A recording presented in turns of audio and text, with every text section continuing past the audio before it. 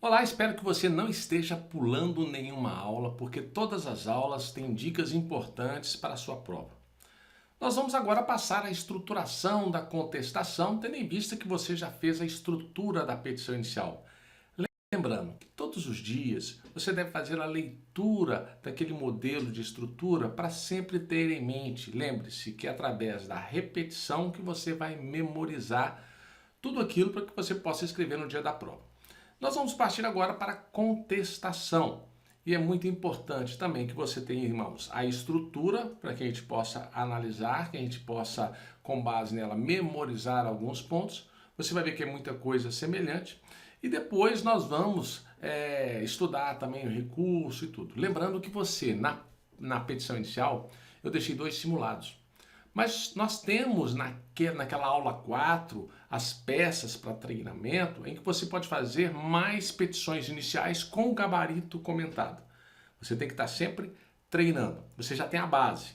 Com a base, você consegue responder qualquer prova relacionada à petição inicial, ou seja, uma reclamação trabalhista. Você tem que estar treinando a localização no índice. Se você não tem nada para fazer, pega o índice remissivo da sua CLT, começa a analisar, pega os problemas que são lançados, tente localizar. Essa é a melhor forma de você trabalhar bem com o seu índice remissivo. Lá na aula 4, nós temos aqui a petição inicial, nós temos consignação em pagamento, 2 consignações em pagamento, nós já fizemos uma aula de consignação em pagamento, você pode treinar com a outra peça também. E a contestação, nós temos várias peças que você pode treinar com base no que já foi cobrado na Fundação Getúlio Vargas. Você que vai estudar para a segunda fase da OAB em Direito do Trabalho e tem dúvidas como estruturar a sua petição inicial, a sua contestação, o seu recurso. E além disso, você tem dúvidas na localização na CLT das respostas para as suas questões? Venha conhecer a nossa metodologia. Venha conhecer o nosso curso preparatório para a segunda fase da OAB em Direito do Trabalho. Para você que não me conhece, eu sou o professor Ederson Félix, servidor público federal do TRT da Terceira Região e professor de Direito do Trabalho, Processo do Trabalho e Prática Trabalhista. Vem que passa. Eu gostaria que você imprimisse a estrutura da contestação para que a gente pudesse acompanhar o raciocínio e a ideia e você anotasse as dicas. Ao douto juízo da vara do trabalho, aqui é o mesmo endereçamento praticamente da petição inicial.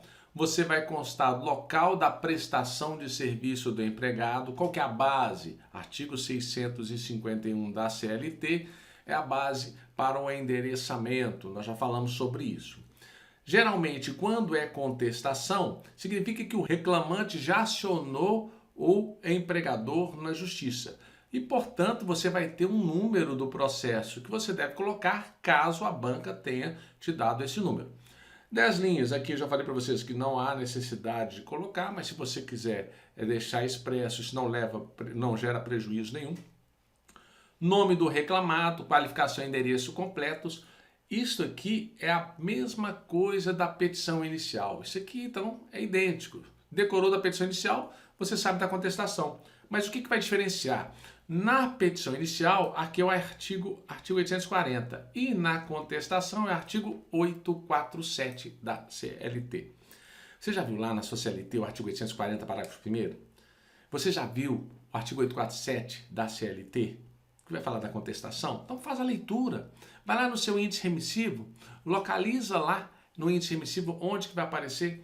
Na contestação nós temos que ela é oferecida. Na petição inicial é propor. Oferecer o quê? Contestação. Professor, preciso soltar linhas aqui? Não, não vai soltar linha. Você pode fazer sem soltar nenhuma linha. Você pode colocar, inclusive, contestação aqui na frente e começar na linha seguinte. Por que isso? Porque você não pode perder espaço. E isso não gera prejuízo nenhum para você se você fizer dessa forma. A reclamatória trabalhista em face do reclamante, que é o empregado. E aí você consta o nome dele aqui. Bom, após o endereçamento e a qualificação, como eu já especifiquei isso na petição inicial, fica fácil você fazer também da contestação. Isso gera ponto. Tanto o endereçamento geralmente gera 0,10, a qualificação 0,10, então isso é o nome da peça 0,10. Isso aí vai depender da correção da folha o espelho de resposta da Fundação Getúlio Vargas. E o que é importante numa contestação você identificar? Você identificar a preliminar de mérito, se tiver alguma, e as prejudiciais de mérito. Primeiro é a preliminar de mérito que nós vamos verificar, porque ela impede, inclusive, a análise dos pedidos. Então, na vida prática, você vai sempre utilizar nessa ordem. Mas se você esqueceu de analisar uma preliminar de mérito nesse local, você coloca onde você lembrar dela, onde tiver espaço na sua petição. O que não pode é você deixar de colocar, porque em um eventual recurso, a gente pode reverter a situação caso eles não considerem. Mas nós temos preliminar de mérito. Hoje, as petições iniciais têm que constar o valor líquido. Todas as petições iniciais. Antigamente era só no procedimento sumaríssimo. Então nós tínhamos somente no procedimento sumaríssimo que o pedido tinha que ser certo e determinado ali no caso. Agora não, procedimento ordinário 840, parágrafo 1º, o pedido tem que ser certo e determinado e com a indicação do seu valor sob pena de extinção, conforme o parágrafo 3º.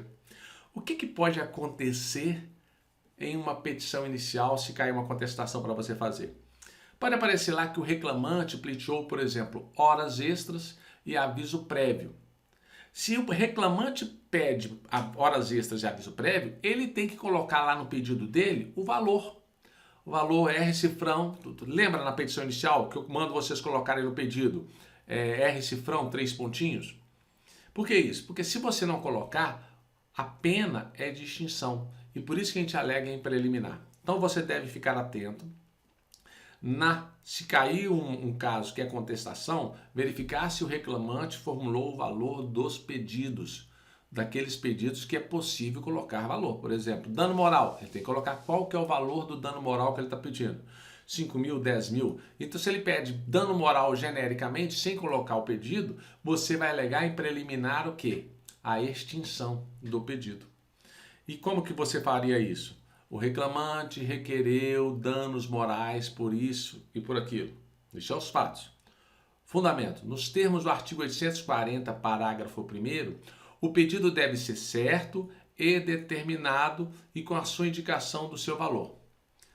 Esses são os fundamentos. Tendo em vista que o reclamante não formulou a indicação dos seus valores, você requer o quê? A extinção do processo conforme parágrafo 3º do artigo 840 da CLT. Olha o que diz o artigo 840, parágrafo 3º da CLT.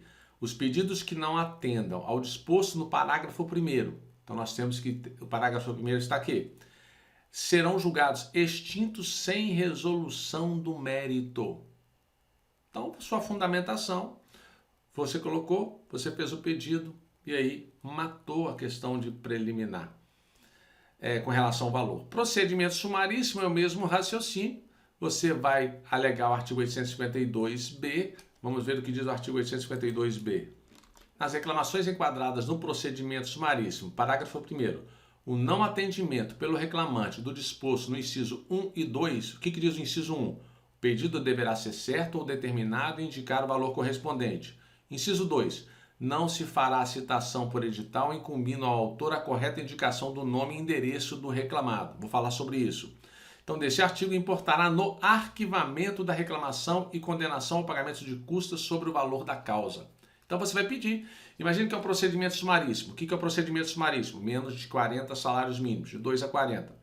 Se o reclamante não colocou o valor certo, você vai falar se o reclamante formulou o pedido de danos morais sem especificar o valor do pedido, nos termos do artigo 8b, inciso 1 da CLT. E aí, o que você vai pedir? Diante do exposto, requer o arquivamento da reclamação e a condenação ao pagamento de custas sobre o valor da causa.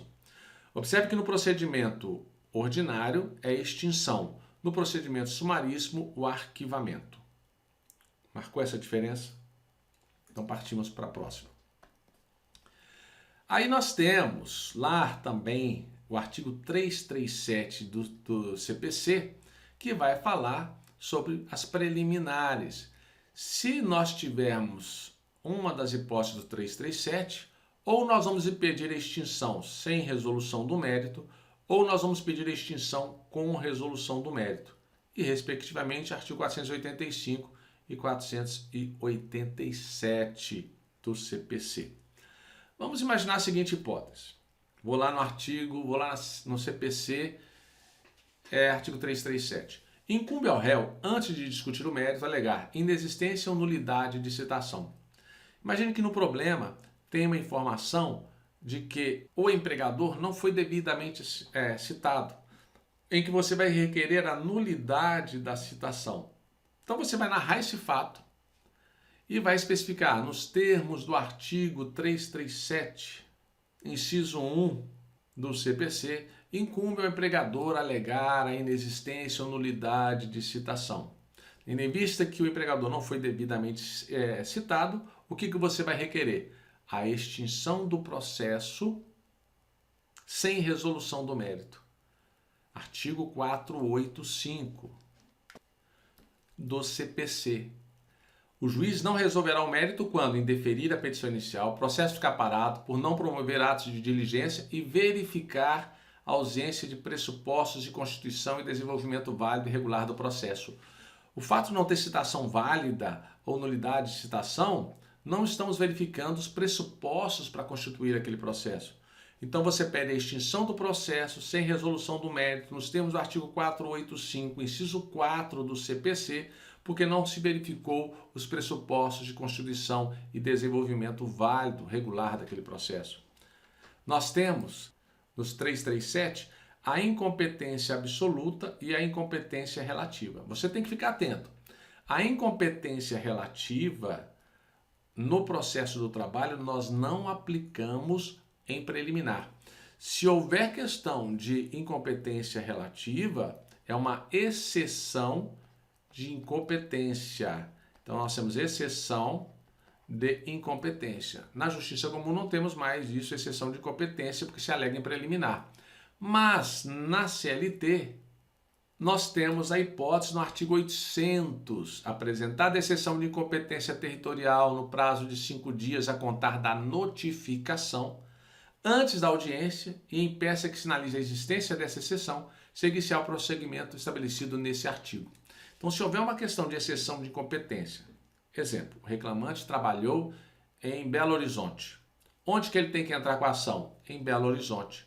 Mas se ele entrar com a ação em Alfenas ou em Guaxupé, o empregador tem que arguir a exceção de incompetência em razão do lugar daquele juízo, porque ele prestou serviço em Belo Horizonte e nos termos do artigo 651 da CLT, ele tem que propor ação no local da prestação de serviço, salvo as exceções do próprio artigo 651.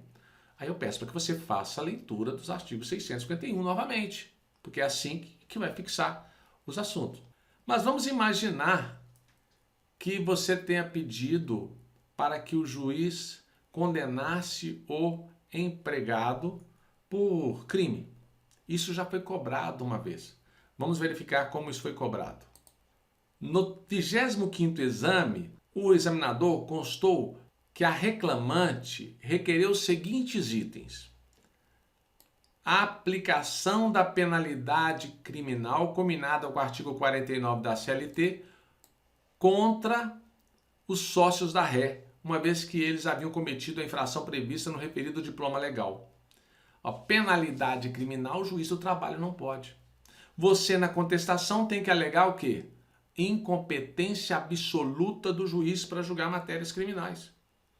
Aí você vai narrar os fatos. A reclamante requereu que fosse aplicada a penalidade criminal, combinado com o artigo 49, contra os sócios da ré, uma vez que eles haviam cometido a infração prevista no referido diploma legal.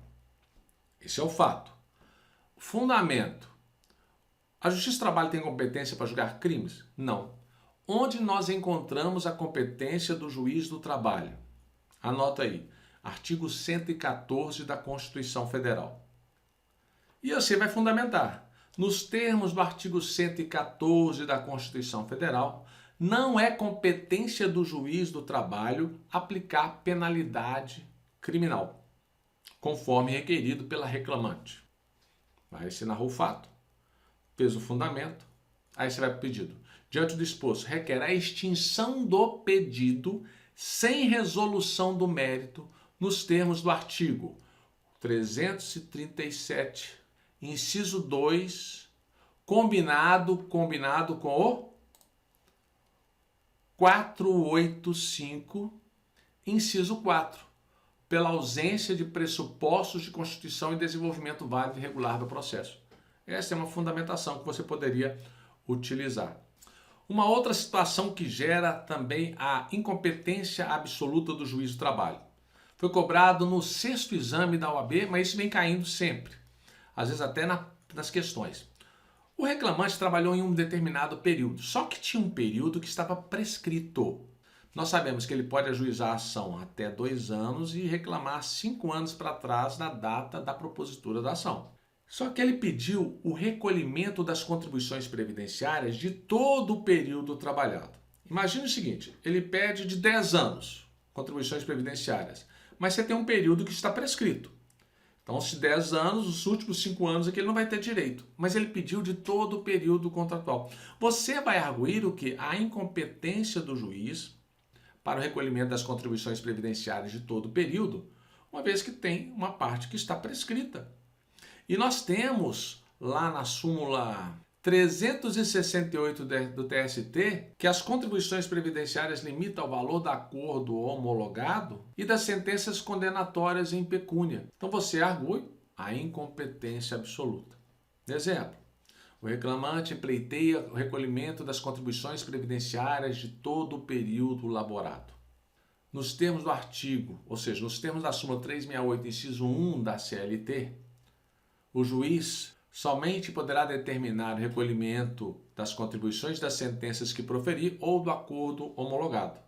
Diante do exposto, requer a extinção do pedido sem resolução do mérito, com fundamento no artigo 485, inciso 4 do CPC. Esse é o raciocínio.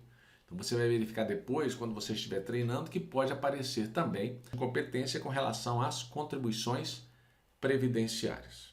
Qualquer dúvida, lembre-se, manda uma mensagem para mim. Essas são as duas hipóteses que mais foram cobradas na prova da OAB. Questão criminal, que o juiz do trabalho não tem competência, e recolhimento de contribuições previdenciárias de todo o período laborado, sendo que o juiz só tem competência daquele valor das sentenças que ele profere ou do acordo homologado. Então nós retornamos ao CPC, incorreção do valor da causa. Imagine que o valor do pedido está totalmente errado, está incorreto o valor da causa, e uma hipótese que for dada pelo examinador. Você vai requerer o quê? A extinção do pedido sem resolução do mérito, nos termos do artigo 337, combinado com o 485, inciso 4, porque essa hipótese, ausência de pressupostos. Se o valor tem que estar correto, não está preenchendo o pressuposto. E aí fica fácil. A outra situação, inépcia da petição inicial. Isso aqui também já caiu muito na prova da OAB. A inépcia ela ocorre, mais comum na prova da Fundação Getúlio Vargas, é quando o reclamante narra um fato e não faz o pedido lá embaixo. Ou ele não falou nada sobre aquele assunto e formula o pedido lá embaixo. Eu vou mostrar com exemplos para você entender. Isso aí é inépcia da petição inicial. E a gente usa o artigo 337, 4 e o artigo 330. A petição inicial será indeferida quando for inepta. E o que é ser inepto? Considera-se inepta a petição inicial quando lhe faltar pedido ou causa de pedir. Isso é o que mais aconteceu na prova da Fundação Getúlio Vargas. O pedido for indeterminado e da narração dos fatos não decorrer logicamente a conclusão e contiver pedidos incompatíveis entre si. Isso gera inépcia.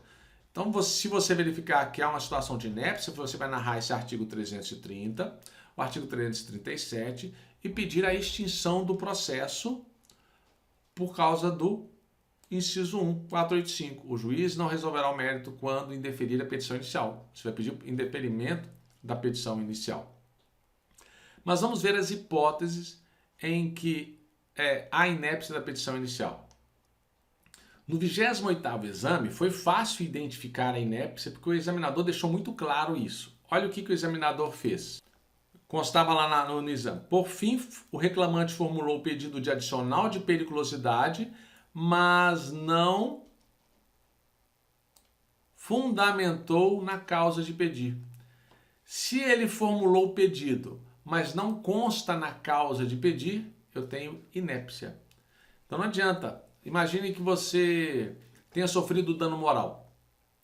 Você não fala por que foi o dano moral, você não fundamentou na sua petição inicial. Mas lá nos pedidos você pede dano moral. Sua petição ela é inepta nesse tópico. Com relação ao dano moral, você vai pedir a inépcia do dano moral. E o juiz vai julgar extinto o pedido de dano moral por falta de fundamento. Artigo 330, inciso 1 do CPC. E aí julga extinto com base no artigo 485, inciso 1 também, que fala em deferimento da inicial, que ela será indeferida quando for aí, por causa de inépcia. Então essa aí é uma situação. Você vai verificar, tem hora que a gente vai respondendo, vai fazendo a peça e anotando os pontos que são importantes você analisar. No 23º exame, por exemplo, deixa eu só confirmar, 23º exame, nós tivemos um caso de sobreaviso. O reclamante formulou o pedido de sobreaviso, mas no narrados fatos não tinha nenhuma causa de pedir. Então, se ele não fala por que tem direito ao sobreaviso, inépcia da petição inicial. E quando falamos de inépcia da petição inicial, quais são os artigos? Você vai anotar aí. Artigo 330 do CPC, artigo 337 do CPC, e você vai pedir a extinção com base no artigo 485 também do CPC. Então, com relação à inépcia, fica fácil você resolver. Muito atento a esses detalhes. Agora, não fique preocupado se você esqueceu na hora de fazer sua prova, fazer o teste, você não viu isso. Porque quando você não vê, você vai fixar isso mais, você vai falar, nossa, eu tenho que prestar atenção nisso na hora da prova se cair uma contestação. Retornando ao artigo 337. Perempção. A perempção na Justiça do Trabalho ocorre em duas hipóteses. A primeira é quando o reclamante comparece à vara do trabalho, mas depois não retorna para assinar o termo, a termação. E a segunda hipótese é quando ele dá motivo a 2 arquivamentos injustificadamente, e em todas essas hipóteses ele fica 6 meses impedido de propor novamente a ação. Vamos ver o artigo que fala sobre isso. Artigo 731 e 732 da CLT. Aquele que tendo apresentado ao distribuidor reclamação trabalhista, é o caso da termação, não se apresentar no prazo estabelecido no parágrafo único do artigo 786, que se ele não retornar em 5 dias à vara do trabalho para fazê-lo a termo, incorrerá na pena de perda pelo prazo de 6 meses do direito de reclamar perante o juiz do trabalho. Na mesma pena do artigo anterior, que é 6 meses, incorrerá o reclamante que por 2 vezes seguidas der causa ao arquivamento de que trata o artigo 844. E lá no artigo 844 é o arquivamento injustificado. Atenção, não é desistência, é arquivamento, que já foi cobrado na Fundação Getúlio Vargas, que houve um arquivamento, na segunda vez ele desistiu. Então nós não temos aí a perempção. Mas vamos imaginar que o caso demonstra que o reclamante propôs uma vez, arquivou, sem justificativa, depois propôs a segunda vez, arquivou, sem justificativa, e a terceira vez ele propôs. Você vai ter que arguir a perempção com base no artigo 732 da CLT. Então temos aí o caso de perempção. Temos a questão de litispendência. Isso às vezes acontece na prática. O reclamante procura um advogado para ele entrar com a ação. O advogado entra com a ação. Aí depois o reclamante acha que o advogado está demorando muito, ele procura outro advogado. E o outro advogado também entra com a ação. Nós temos aí 2 lides pendentes. Você vai pedir, no caso aí, que essa última seja extinta, porque tem uma causa para ser analisada. Você tem uma litispendência, artigo 337. E se tem a litispendência, você vai pedir a extinção do processo sem resolução do mérito, com base nas hipóteses previstas no 485. Coisa julgada, mesma coisa, o reclamante entrou, já transitou em julgado, não cabe mais recurso, aí ele entra de novo. Depois de um tempo ele entra de novo. Conexão. Imagine que o reclamante entre com uma petição inicial, e nessa petição ele pede as verbas rescisórias, porque ele foi mandado embora sem justa causa e não recebeu tudo. E em outra peça, ele pede danos morais, em outra petição inicial, ele pede danos morais por causa dessa prestação de serviço. Nós temos que uma ligação entre a outra. Então você vai pedir o quê? Que é a conexão. O correto é pedir o quê? A reunião dos processos para que todos os processos sejam julgados conjuntamente para evitar com isso decisões conflitantes. Incapacidade da parte, defeito de representação ou falta de autorização. Pode acontecer. O reclamante não é a parte legítima para propor ação. O reclamante não está devidamente representado em casos que é necessário ele ser representado. Exemplo, morreu o empregado. Aí vem uma pessoa entrar, ela tem que demonstrar que ela está devidamente representada. Falta de autorização para propor ação, se não tem ali às vezes um procurador, uma procuração, isso pode ser alegado.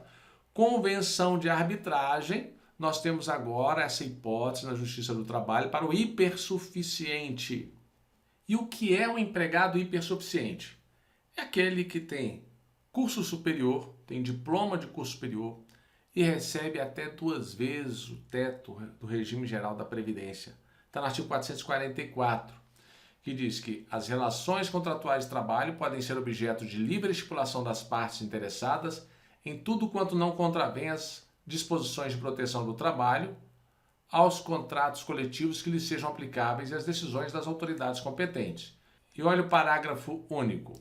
A livre estipulação a que se refere o caput deste artigo aplica-se às hipóteses previstas no artigo 611-A desta consolidação, com a mesma eficácia legal e preponderância sobre os instrumentos coletivos, no caso de empregado portador de diploma de nível superior e que perceba salário mensal igual ou superior a 2 vezes o limite máximo do benefício do regime geral da Previdência Social.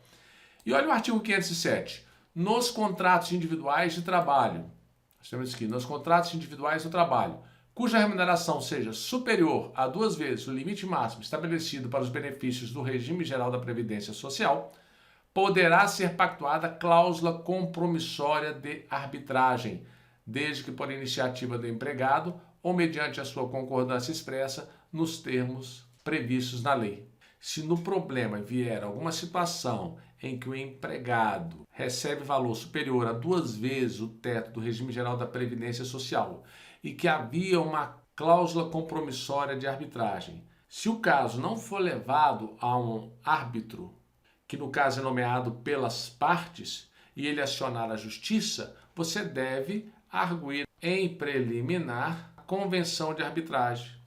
Significa que você vai ter que pedir para que o juiz extinga o processo sem resolução do mérito para que seja levado ao árbitro nomeado pelas partes. Essa é uma matéria também de preliminar.